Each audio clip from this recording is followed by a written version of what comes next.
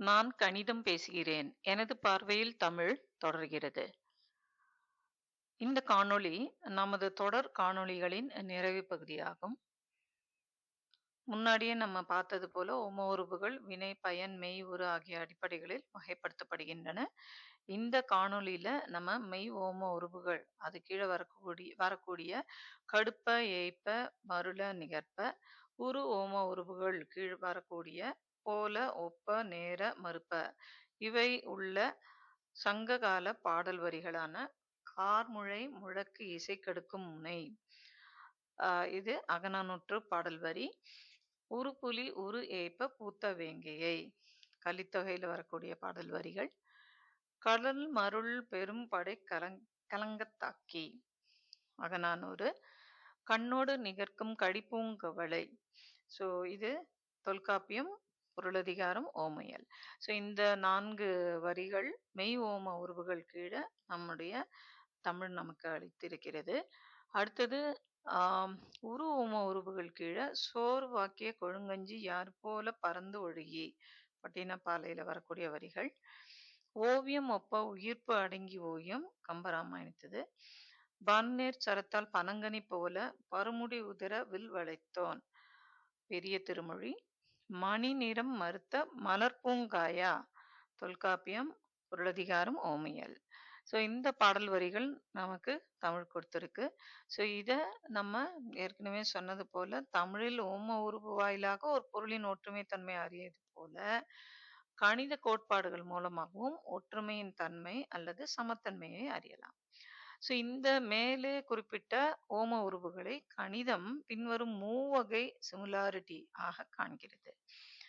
என்னென்ன அப்படின்னு பார்த்தோம்னா ஸ்ட்ரக்சரல் சிமுலாரிட்டி, பெர்செப்சுவல் சிமுலாரிட்டி, ஃபங்க்ஷனல் சிமுலாரிட்டி. இப்போ இந்த உள் அமைப்பு தோற்றம் ஒன்று போல இருந்ததுன்னா அப்போ அதை ஸ்ட்ரக்சரல் சிமுலாரிட்டி. அல்ஜிப்ரால குறிப்பாக நம்ம பார்த்தோம்னா அதுக்கு ஐசோமார்பிக் ரிலேஷன் அப்படின்னு நம்ம சொல்லுவோம். வெளித்தோற்றம், நிறம், ஒளி அதில் ஒத்திருந்ததுன்னா பெர்செப்சுவல் சிமுலாரிட்டி. வினை ஒப்பிடப்படுகிறது அப்படின்னா அது ஃபங்க்ஷனல் சிமுலாரிட்டி. ஸோ இப்போ முதல் வரியை நம்ம பார்ப்போம். கார்மழை முழக்கு இசைக்கெடுக்கும் முனை. இதுல கடுப்ப அப்படிங்கிற அந்த மெய் ஓம உறுப்பு வந்திருக்கு.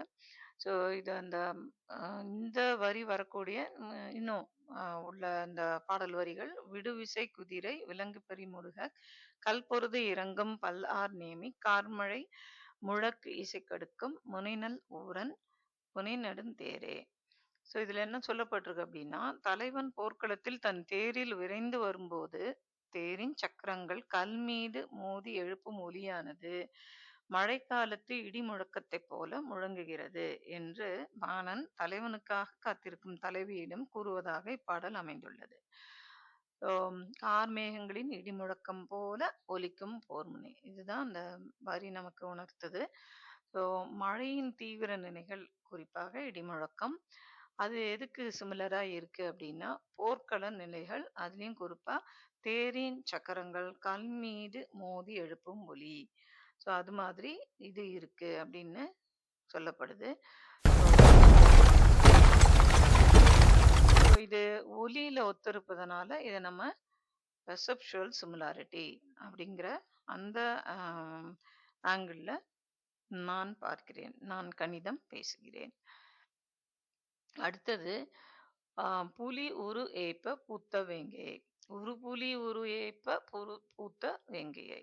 பதுங்கி இருக்கும் புலியின் உருவத்தை போலவே பூத்து குலுங்கும் மேங்கை மரத்தின் பூக்களை கண்டு அஞ்சிய மதையானை அது உண்மையான புலி என்று கருதி கோபத்துடன் அதன் அடிமரத்தை குத்துகிறது அப்படின்னு சொல்ற மாதிரி அமைஞ்சுள்ள இந்த பாடல் வரிகளை எப்படி நம்ம பார்க்க போறோம் அப்படின்னா வேங்கை மரத்தின் பூத்த மலர்கள் அதனுடைய வெளித்தோற்றம் எதுக்கு சிமிலரா இருக்குன்னா ஒரு புலியின் உடலில் உள்ள வடிவயல்.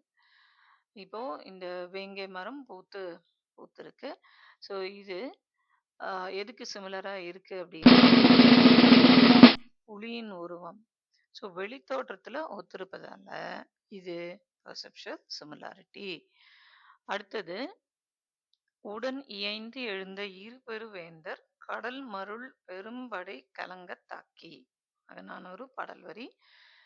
இரு பெருவேந்தர்கள் 2 வேந்தர்கள் அவங்களோட படைகள் கடல்கள் போல இருந்தன. ஆக்சுவலா இந்த ஆம், சீன் வந்து பாண்டியனை எதிர்த்து சேரனும் சோழனும் போரிட்டனர். ஸோ அந்த சேர சோழர்களோட அந்த ஆம், ஆம், படை பார்த்தீங்கன்னா எப்படி இருக்கு அப்படின்னா ஒரு கடல் போல இருக்கு அப்படின்னு 2 பேரும் சேர்ந்து பாண்டியனை எதிர்த்து போரிடுறாங்க.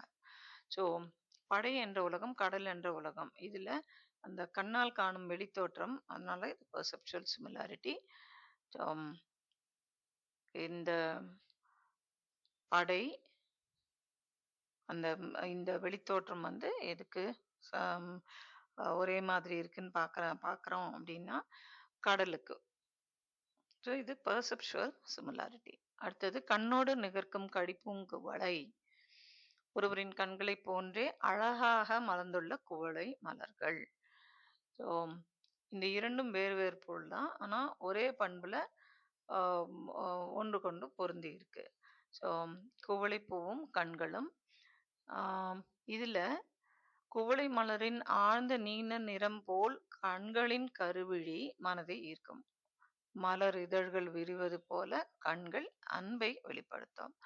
ஸோ இந்த அர்த்தத்துல அதை எழுதியிருக்காங்க. ஸோ குவளைப்பூவும் கண்களும் இங்கு ஒப்பிடப்படுகிறது.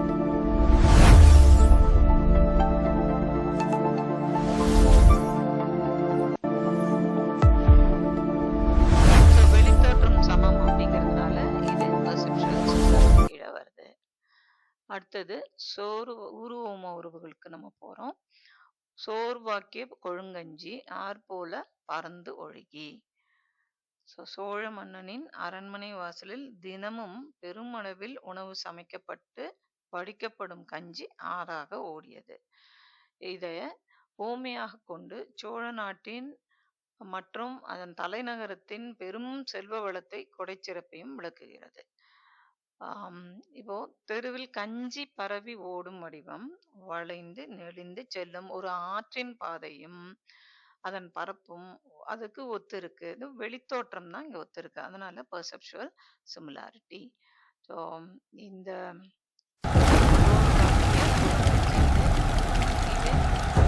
எதுக்கு ஒத்து போயிருக்கு அப்படின்னா போல. ஸோ அதுக்கு ஒத்துருக்கிறதுனால இது பெர்செப்சுவல் சிமிலாரிட்டி. அடுத்தது ஓவியம் ஒப்ப உயிர்ப்பு அடங்கி ஓயும். ஸோ இதுல கம்பர் தசரதனோட மரண தருவாயில இருந்த அசைவற்ற நிலை அதைய ஒரு ஓவியத்தோடு ஒப்பிட்டுள்ளார். ஸோ அசைவற்ற உடல் எதுக்கு சமமா கருதப்படுது அப்படின்னா ஒரு ஓவியத்தின் வடிவமைப்புக்கு சமமா கருதப்படுது. ஸோ கண்ணால் பார்க்கும்பொழுது அந்த வெளித்தோற்றம் ஒன்று போல் தெரியுது. அதனால அது பெர்செப்சுவல் சிமிலாரிட்டி. அடுத்தது அசைவின்மை என்னும் தன்மையில் உள்ளமைப்பு. அதை பார்க்கும்பொழுது இது ஸ்ட்ரக்சுரல் சிமிலாரிட்டி. அடுத்த வரிகள் பானுநேர் சரத்தால் பனங்கனி போல அருமுடி உதிர வில் விளைத்தோன். ஸோ இதுல சூரிய கதிர் அதாவது நேரானதும் வெப்பம் கொண்டதுமாக இருக்கக்கூடிய அந்த மாதிரி தன்மை கொண்ட பானத்தால் ராவணனின் தலைகளை பனம்பழம் சிந்துவது போல சிதறடித்த எம்பெருமானின் வீரத்தை விவரிக்கிறது. ஸோ திருமங்கை ஆழ்வாரோட இந்த பெரிய திருமொழியில வரக்கூடிய வரிகள் இது. இதுல அம்பு அதை வந்து எதுக்கு ஒப்பா அவங்க பார்க்குறாங்க அப்படின்னா சூரிய கதிர். ஸோ பெர்செப்சுவல் சிமிலாரிட்டி அதனுடைய தன்மை அதை வந்து நம்ம கம்பேர் பண்ணி பார்க்குறோம். ஸோ இந்த சூரியனோட அந்த கதிரும் இந்த அந்த பானுங்கன்னா சூரியன், சரம் அப்படின்னா இந்த அம்பு. ஸோ அதுவும் இதுவும் ஒப்பா கருதப்படுது. அடுத்தது இதுலயே இன்னொன்னு வேற வருது. நேர் ஒண்ணு போல ஒண்ணு வருது. தலை துண்டிக்கப்பட்டு கீழே உதிர்தல், பனம்பழம் மருந்து கீழே விழுதல். இதுக்கு சமமா இது பார்க்கறதுனால இது ஃபங்க்ஷனல் சிமிலாரிட்டி. இங்க தலையும் பனம்பழத்தையும் பார்க்கப்படல. அப்படி பார்த்தோம்னா அது பெர்செப்சுவல் சிமிலாரிட்டி கீழே எடுத்துட்டு போயிடலாம். ஆனா அது கீழே விழுகிறது தான் அங்க கம்பேர் பண்ணி சொல்றாங்க. அதனால பனங்கனி போல பருமுடி உதிர அப்படிங்கிறது வர்றதுனால இது ஃபங்க்ஷனல் சிமிலாரிட்டி. ஸோ எப்படி பனம்பழம் விழுந்து கிடக்கோ அதே மாதிரி அருந்து விழுந்து கிடக்கிறதோ அதே மாதிரி துண்டிக்கப்பட்டு தலை கீழே விழுந்திருக்கு. அடுத்தது மணி நிறம் மறுத்த மலர் பூங்காயா. தொல்காப்பியம் பொருளதிகாரம் ஓமையில வரக்கூடிய வரி. காயாம்பூவும் மணியும் நிறச்சாயலில் ஒத்திருந்தாலும் ஒளிர்வு அல்லது அழகின் தீவிரத்தில் காயாம்பூ மணியை மிஞ்சி நிற்கிறது. ஸோ இப்போ இதுல கே அப்படிங்கறது காயாம்பூ அப்படின்னு எடுத்துட்டு எம்ங்கிறத மணி அப்படின்னு நம்ம எடுத்துட்டோம்னா நிறச்சாயல்ல வண்ணச்சாயல்ல ரெண்டும் ஒத்துதான் போயிருக்கு. ஆனா பிரைட்னஸ் அப்படிங்கிறத நம்ம பிரகாசத்தன்மையில பார்த்தோம்னா இத வந்து இது மிகையா இருக்கு. எதனுடைய இது காயாம்பூவோட பிரைட்னஸ் பிரகாசமானது மணியை விட அது ஜாஸ்தி இருக்கு. அதனால மறுத்த அப்படிங்கிற அந்த சொல்ல ஒரு சேம் கலர் வைஸ் ரெண்டு சேமா தான் இருக்கணும். பிரைட்னஸ் ரெண்டுத்தையும் சொல்ல வரச்ச அழகான ஒரு வார்த்தை. ஸோ அதை வந்து நம்ம எப்படி நம்ம பார்க்குறோம் அப்படின்னா இப்போ இதுல வந்து வண்ணச்சாயல் ரெண்டுத்துக்கும் சேமா இருக்கு. காயாம்பூ அண்ட் மணி ரெண்டுத்துக்கும். ஆனா பிரைட்னஸ் பார்த்தீங்கன்னா இதை நம்ம B2 இது B1 எடுத்தோம்னா B2 பெருசா இருக்கு, B1 சின்னதா இருக்கு. இந்த B1 சின்னது, B2 பெருசா இருக்கு. ஸோ மணி நிறம் மறுத்த என்பதன் கணித பொருள் வந்து பெர்செப்சுவல் சிமிலாரிட்டி. ஏன்னா நிறம் நம்ம சொல்லியிருக்கோம். நிறம், ஒலி, அந்த வெளித்தோற்றம் அதெல்லாமே வந்ததுனாலே பெர்செப்சுவல் சிமிலாரிட்டி. ஆனா இந்த இடத்துல இந்த இது சக்சஸ் ஆப்ரேட்டர் அப்படின்வாங்க. ஸோ இது வந்து குவான்டிடேட்டிவா நம்ம பார்க்குறோம். இதை குவாலிட்டேட்டிவா நம்ம பார்க்கும் பொழுது ஸோ இந்த ஆப்ரேட்டருக்கு பேரு சக்சீட்ஸ் ஆப்ரேட்டர்னு பேரு. Succeed operator right. So perceptual similarity இங்க நம்ம பார்க்குறோம். ஸோ காயாம்பூ, அடுத்தது நம்ம நீலமணி. நீலமணி தான் அங்க சொல்லியிருக்காங்க. நீலமணின்னு வெளியில சொல்லல. அது வந்து இந்த இடத்துல நம்ம சொல்லல. ஸோ நீலமணி அப்படிங்கிறதும் இதுவும் கலர்ல ரெண்டும் வண்ணச்சாயல்ல ரெண்டும் ஒத்து போயிருக்கு. ஆனா பிரைட்னஸ் அப்படின்னு பார்க்கும்பொழுது இது கூட இருக்கிற மாதிரி இந்த அதை சொல்லணும் அப்படின்னா என்ன வார்த்தையை வச்சு சொல்றது? ஸோ அதுக்காக அமைஞ்ச ஒரு நல்ல ஒரு வார்த்தை மறுத்த. இந்த காணொளியில மெய் ஓம உருபுகள் மற்றும் உரு ஓம உருபுகள் கூடிய சில ஓம உருபுகளை நம்ம பார்த்தோம். அதுல என்ன சொன்னோம்னா சில வரிகள் வந்து உள்தோற்ற அமைப்பில் சமம் அப்படிங்கிறத, சிலது வெளித்தோற்றம் நிறம் ஒலி அமைப்பில் சமம் என்கிறதையும் சொல்லிட்டு, சிலது ஒரு இதுல வந்து நம்ம செயல்பாட்டு அந்த அடிப்படையில சமம் அப்படின்னு சொல்லி பார்த்தோம். ஸோ ஸ்ட்ரக்சுரல் பெர்செப்சுவல் ஃபங்க்ஷனல் சிமிலாரிட்டி தான் நம்ம இதுல பார்த்தோம். இப்போ இன்னொரு விஷயமும் நம்ம சொல்லணும். என்னன்னா ஓம உருபுகள் சூழலுக்கேற்ப வினை பயன் மெய் உரு இதுல ஏதேனும் ஒரு வகையை சார்ந்திருக்கும். இப்போ இந்த அன்ன அப்படிங்கிற இந்த ஓம உருவை ஏற்கனவே நம்ம பார்த்துருக்கோம். இந்த ப்ரொபோர்ஷன் கீழே அதை நம்ம இந்த இதே அன்ன அப்படிங்கிறத நம்ம யூஸ் பண்ணியிருக்கோம். அதே அன்ன அப்படிங்கிறது இந்த சூழல்ல வரும்பொழுது மாறி அன்ன வன்கை. ஸோ இந்த இடத்துல அன்ன ஓம உருபு இருக்குதான். ஆனா இது பயன் அடிப்படையில வந்தது. ஸோ மழை போல நல்ல நல்ல கை அப்படி அப்படின்னாக்கா அதுவும் குளிர்ச்சியா இருக்கும், இதுவும் குளிர்ச்சியா இருக்கும். அந்த வகையில மீன் பண்ணல. அது டைரக்ட் மீனிங் அந்த மாதிரி தெரிஞ்சாலும் அது போல அவர் வாரி வழங்கக்கூடிய தன்மையை தான் அது சொல்லுது. ஸோ இந்த இடத்துல அதை எப்படி இதை அளக்க முடியாது, அதே மாதிரி இதை அளக்க முடியாதுங்கிறதுனால அப்ராக்சிமேஷன். அடுத்தது பிறை அன்ன வால் எய்து. ஸோ இதுல வந்து பிறை போல அப்படின்னு இருக்கிறதுனால இந்த அன்ன அப்படிங்கிறது இங்கேயும் வருது. ஸோ இதுல ஸ்ட்ரக்சுரல் சிமிலாரிட்டி நம்ம பார்க்குறோம். அடுத்து செவ்வான் அன்ன மேனி இதுலயும் அன்ன அப்படிங்கிறது வந்திருக்கு. ஸோ செந்நிறமான மேனி அப்படின்னு சொல்ல வர இடத்துல நம்ம இந்த என்ன அந்த அதாவது பெர்செப்சுவல் சிமிலாரிட்டி இங்க நம்ம யூஸ் பண்றோம். ஸோ இதுல அன்ன அப்படிங்கிறது எல்லா இடத்துலயுமே வருது. ஆனா அந்த கான்டெக்ஸ்ட்க்கு ஏற்ப இந்த சூழலுக்கு ஏற்ப அது வேற வேற வகையை சார்ந்ததாக இருக்கும். ஸோ இந்த மூன்றிலையுமே அன்ன என்ற ஒரே உருவு தான் வந்துள்ளது. ஆனால் அது மழையோடு வரும்பொழுது பயன் ஆகிறது. பயன் ஓம உருபு. நிலவோடு வரும்பொழுது மெய் அப்படின்னு ஆகுது. வானத்தோடு வரும்பொழுது உரு அப்படின்னு ஆகுது. ஸோ ஆம் இந்த இதே மாதிரி நம்ம ஒரு எக்ஸாம்பிள் நம்மளும் பார்ப்போம். அதுக்கு முன்னாடி கணிதத்துல இந்த மாதிரி proportion, direct proportion, approximation, isomorphism, structural similarity, perceptual similarity, functional similarity இது எல்லாமே சிமிலாரிட்டி என்னும் ஒரே கருத்தின் வெவ்வேறு வடிவங்கள் தான். ஸோ எப்படி நம்ம தொல்காப்பியர் வந்து ஓம உருபு அப்படிங்கிறது கீழே இத்தனையும் சொல்லி ஒவ்வொன்றுத்துக்கும் சூழலுக்கேற்ப அதனுடைய அர்த்தம் மாறுபடுதோ, இங்க சிமிலாரிட்டி அப்படிங்கிற ஒரே கருத்தை தான் வெவ்வேறு வார்த்தைகள் மூலமா நம்ம சூழலுக்கு ஏத்த மாதிரி நம்ம பார்க்குறோம்.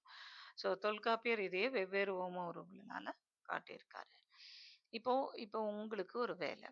திருப்பாவையில 4வது பாசுரமான "ஆழிமழை கண்ணா ஒன்றும் நீ கைகரவேல் ஆழியுள் புக்கு முகாந்து குடாத்தேரி ஊழி ஊழி முதல்வன் உருவம் போல் மெய்கருத்து பாழியந்தோளுடை பத்மநாபன் கையில் ஆழிபோல் மின்னி வலம்புரி போல் நின்றதிர்ந்து தாழாதே சார்ங்கும் உதைத்த சரமழை போல் வாட உலகினில் பெய்திடாய் நாங்களும் மார்கழி நீராட மகிழ்ந்தேலோர் எம்பாவாய்."